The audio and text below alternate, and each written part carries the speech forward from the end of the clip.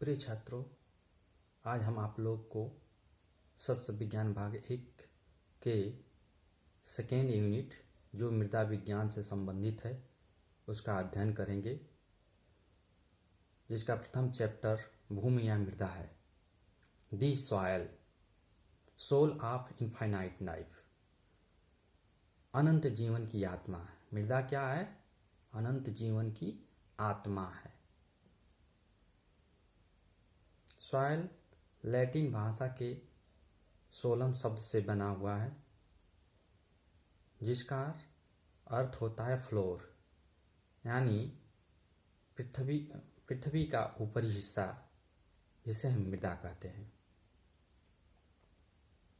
पृथ्वी प्रारंभ में आग के गोले के समान थी, जो धीरे धीरे आग का गोला ठंडा हुआ और पृथ्वी कहलाई।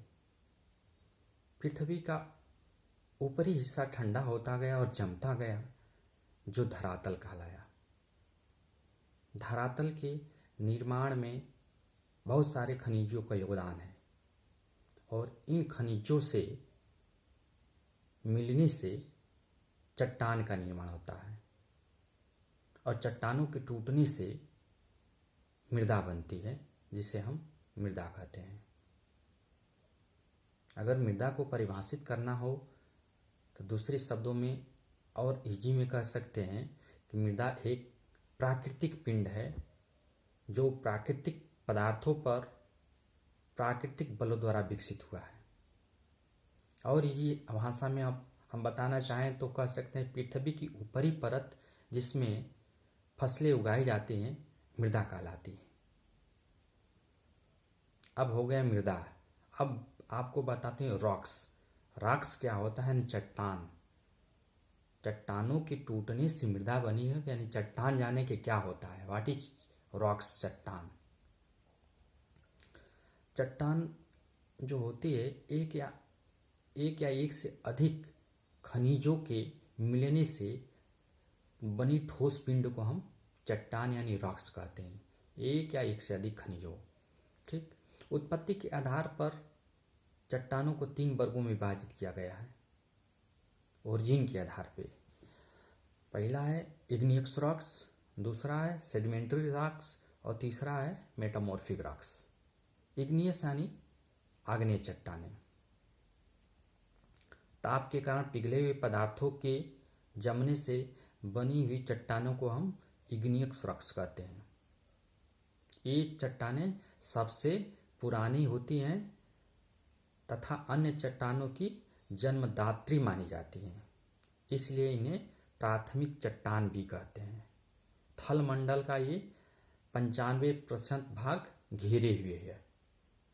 इसका उदाहरण बैसाल्ट, ग्रेनाइट, डायोराइट इत्यादि हैं। सेकेंड हमारी है सेडिमेंट्री रॉक्स, अवसादी चट्टान या परतदार चट्टान। प्राचीन जो चट्टानें हैं उनके अपक्षय से, जो हमारी इग्नियस रॉक्स थी, प्राचीन चट्टानों के अपक्षय से प्राप्त एक स्थान से दूसरे स्थान ले जाकर जमा किए जाने से जो चट्टानें बनती हैं उसे हम सेडिमेंट्री रॉक्स यानी अवसादी चट्टान कहते हैं। इसके अतिरिक्त वनस्पतियों एवं जंतुओं के अवशेष भी सम्मिलित होकर इन्हीं चट्टानों का निर्माण करते हैं। इन चट्टानों के निर्माण में लगी सामग्री के अवसाद या तलछट कहते हैं। इसलिए चट्टानें अवसादी चट्टान भी कहलाती हैं। अवसाद तालाबों की या समुद्र की पेदी में कठोर परत के रूप में जम जाती हैं, जिसे हम परतदार चट्टानें भी कहते हैं। इसका उदाहरण लाइमस्टोन, सैंडस्टोन इत्यादि हैं। थर्ड होता है मेटामॉर्फिक रॉक्स, रूपांतरित चट्टान। रूपांतरित चट्टान क्या होती हैं? इग्नियस और सेडिमेंट्री रॉक्स के मूल रूप में परिवर्तन हो जाने से जो चट्टान बनती है उसे हम मेटामॉर्फिक रॉक्स कहते हैं। ये परिवर्तन जल, ताप तथा दाब के कारण होता है। जब जल के द्वारा परिवर्तन होता है तो उसे हाइड्रोमेटामॉर्फिक कहते हैं। जब ताप के द्वारा परिवर्तन होता है तो उसे क्या बोलते हैं? थर्मोमेटामॉर्फिक। और जब दाब के द्वारा जो परिवर्तन होता है उसे हम बोलते हैं डायनमोमेटामॉर्फिक। इसके उदाहरण में नीच, शिस्ट इत्यादि हैं। तो आज हम लोग क्या पढ़ें? सॉयल मृदा, दूसरा पढ़े चट्टान। चट्टान उत्पत्ति के आधार पे 3 तरह की होती है। ठीक, आज का क्लास यहाँ था।